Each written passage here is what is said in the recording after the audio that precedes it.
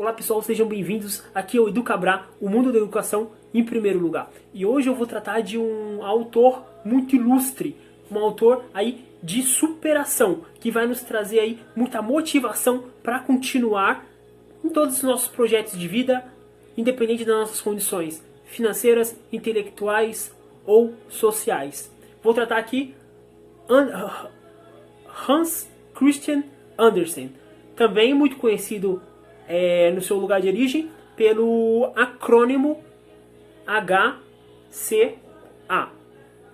Ele nasceu ali pelo meados do século XIX, em 1805, em Odense. Odense ali era uma cidade da Dinamarca, né?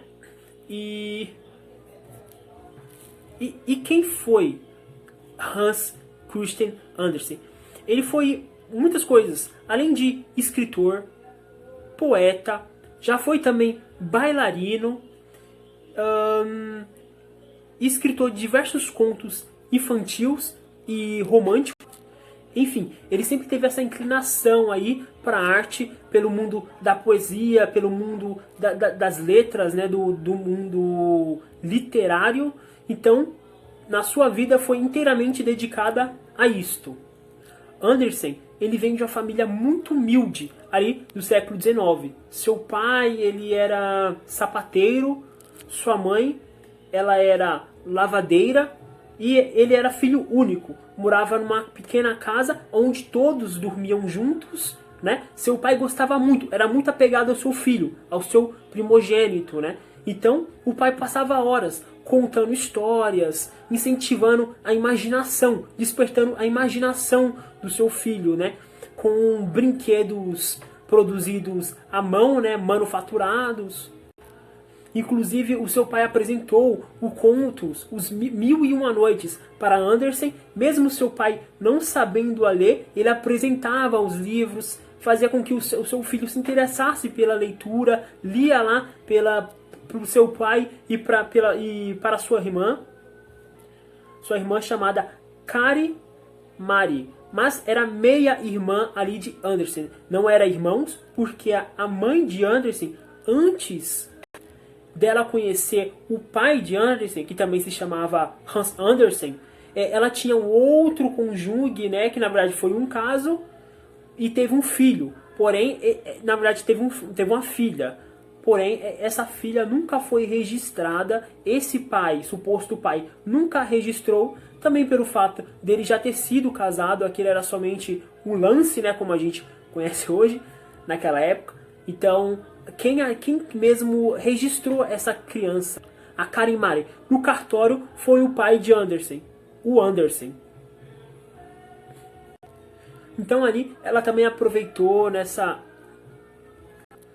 cultura, né, que eles tinham, essa questão literária, de se inclinar mesmo para diversas obras, tudo mais. E isso ajudou muito aí na formação, no despertar da curiosidade de Andersen. E a gente pode levar isso também como filosofia de vida, né? Se a gente apresenta ali esse tipo de material, esse tipo de conteúdo, esse tipo de história, isso agrega muito valor que será futuramente espelhado ali na personalidade das nossas crianças.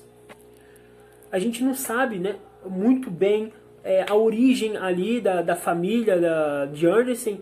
Tem muitas contradições. A avó dele, paterna, falava que eles eram de uma linhagem nobre, mas cientistas, pesquisas, né, contemporâneas diz que não, que isso não faz muito sentido. E aí depois tem outras pesquisas que diz que o pai dele parece que tinha uma ligação também com o rei, que parece que foi... enfim, essa parte aí ficou muito confusa, mas vamos seguir. Em 1816, o seu pai vem a falecer. Andersen com somente 11 anos de idade. E, como a gente sabe, de uma família muito precária, de uma família muito pobre ali de Odense, na Dinamarca. Então, ele teve que procurar um trabalho. E ele trabalhou de diversas coisas. Muitos trabalhos informais, né, ali para se sustentar. Inclusive, nessa mesma época, ele largou a escola, não conseguia se manter ali na instituição de ensino, bancando o alimento, bancando ali seus estudos, enfim, a sua sobrevivência, né? Então realmente teve que se inclinar ao trabalho para sustentar sua família até então. E com seus 14 anos, ele foi para Copenhague. E lá foi aonde a sua história começou. Ele foi no Teatro Real da Dinamarca. Ele foi atuar como ator, porque ele estava na adolescência, né, no início da sua adolescência. Então ele estava com uma boa voz. E isso ajudou muito a ele entrar e começar a pegar o papel como autor principal.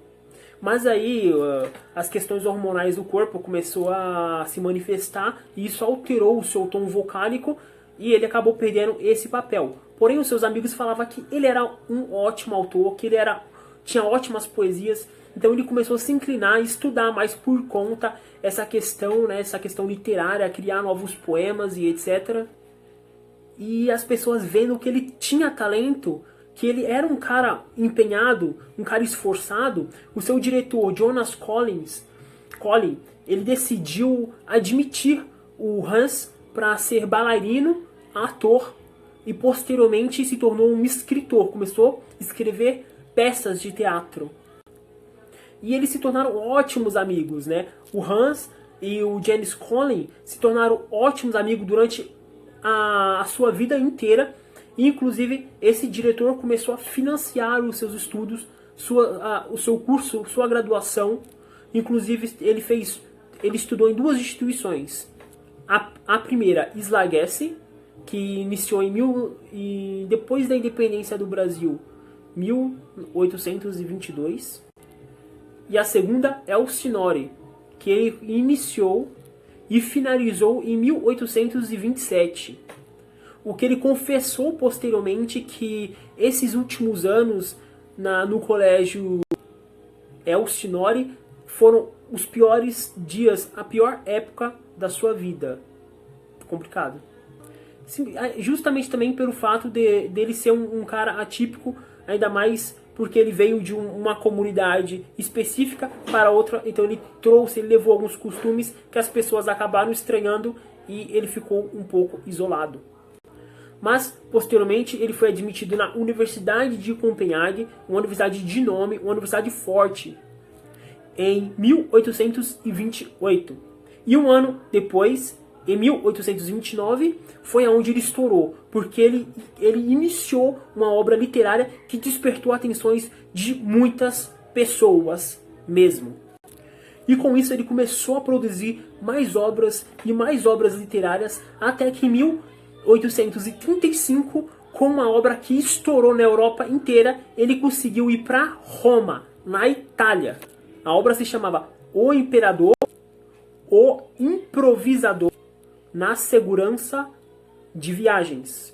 Com essa obra ele estourou, foi para Roma e lá um artista fez um retrato dele que está muito conhecida hoje, está aí nas redes, né? Se você procurar, você vai conseguir achar um retrato fenomenal. A partir dessa época, de 1835 a 1872, ele começou ali a se dedicar a contos infantis, infanto-juvenil. E o que acontece? Nesses contos, em princípio, né, no início ali da sua carreira, ele escrevia contos que ele escutava na infância, né? Muitos contos ali que ele escutou, que ele tinha contato, que ele teve contato, ele passava lá para o papel, publicava. Mas depois ele começou a agregar os seus próprios pensamentos, algo mais fundamentalista, né?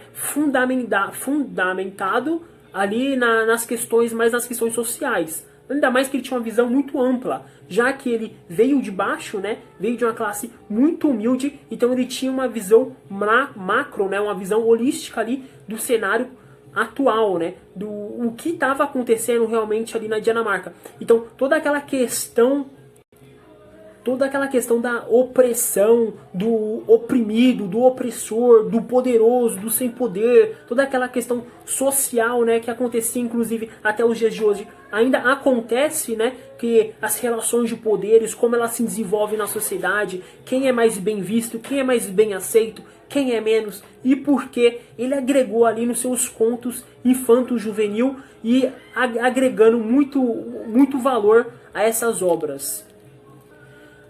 Ele ganhou muito mais força e notoriedade pelo fato dessas obras infantis, né? Era muito escassa na Europa naquela época, se tornou algo comum a partir do século XX, e agora no século XXI é muito mais, mas no século XIX para trás era algo ali muito específico, algo muito escasso. Então, quando surgia, era muito bem procurado, era muito bem aceito no mercado. Então, os artistas ficavam até bem remunerados, né, por essas publicações. Hoje em dia isso não acontece, mas ainda é sempre bom ter novos contos para trazer toda essa questão moral ainda, justamente pelo fato da nossa sociedade estar em uma plena mutação, né? Uma plena mudança constante. É sempre bom a gente ter essas visões e passar para nossas crianças para que elas cresçam consciente do que está vivendo e aonde estão inseridas. Ele teve mais ou menos 156 obras publicadas ao longo da sua vida e uma tragédia aconteceu. Em 1872, ele já estava um pouco debilitado, mas, quer dizer, ele estava com uma idade avançada e ele, após acordar de um sono profundo, ele acabou caindo da sua cama. E ele se machucou muito, foi um acidente muito grave, o que debilitou até o fim da sua vida a sua saúde. E foi um dos principais motivos que fez ele falecer em 1875. E esse é Andersen, um cara incrível, um cara fenomenal, um cara com uma história de vida muito inspiradora, que veio de baixo e conseguiu conquistar o seu espaço, inclusive um prêmio Nobel de literatura infanto-juvenil. Esse cara é o máximo. Se você gostou, se inscreva no canal, curta o vídeo, e eu quero saber se você gosta dos contos de Andersen, se você já escutou, se você já leu, e se você tem costume de ler para os seus filhos algum conto, alguma fábula. Por favor, deixe nos comentários e quais contos você costuma ler para os seus filhos. Eu quero ler e posteriormente responder. Um abraço, falou!